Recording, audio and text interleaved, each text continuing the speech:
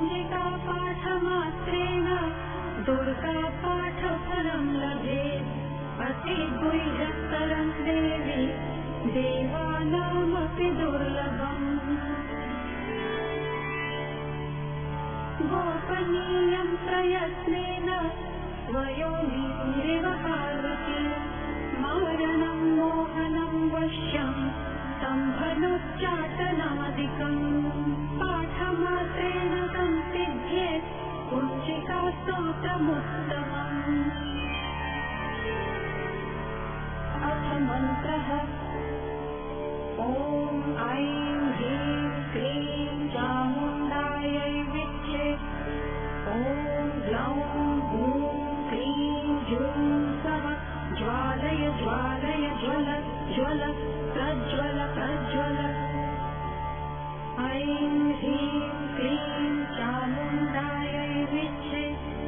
ज्वल हं तं लं क्षं फट् स्वाहा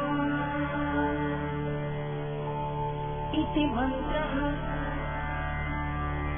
नमस्ते रुद्ररूपिण्यै नमस्ते मधुमर्दिनी।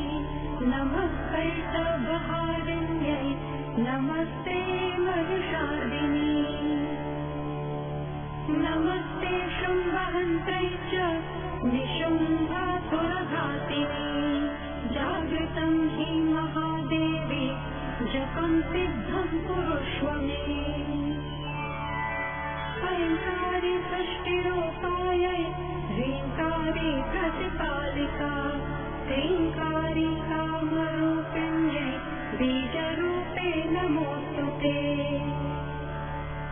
चामुण्डा चण्डघाती च जयकारी वरदायिनी। विद्ये चाभयदा नित्यं नमस्ते मन्त्ररूपिणी। धां ह्रीं धूं भूजते पत्नी वां ह्रीं भूं वागधीश्वरी। ह्रां क्रीं क्रूं कालिका देवी शां शीं शूं मे शुभं कुरु। हुं हुं हुंकाररूपिण्यै जं जं जं जं भनादिनी। ह्रां ह्रीं भ्रूं भैरवी भद्रे भवान्यै ते नमो नमः। कं कं चं तं तं पं लं शं ह्रीं दुं ऐं ह्रीं हं शं। भिज्जाग्रं भिज्जाग्रं त्रोटय त्रोटय दिक्तं कुरु कुरु स्वाहा। कां ह्रीं हूं पार्वती पूर्णा खां ह्रीं हूं खेचरी तथा। तां ह्रीं हूं सप्तशती देव्या मन्त्रसिद्धिं कुरुष्व मे। इदं तु कुञ्जिका स्तोत्रं मन्त्रजागर्ति हेतवे। अभक्तेनैव दातव्यं गोपितं रक्ष पार्वती।